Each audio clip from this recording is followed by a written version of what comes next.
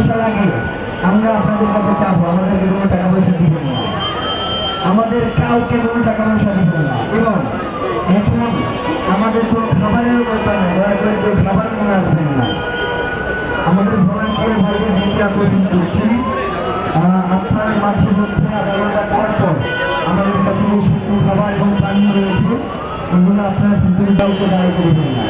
Volunteer গোষ্ঠীর বাইরে এইখানে কেউ দাঁড়াবে না, আমার পরিচিত বা আপনার পরিচিত কাউকে এখানে দাঁড়াতে দেবেন না।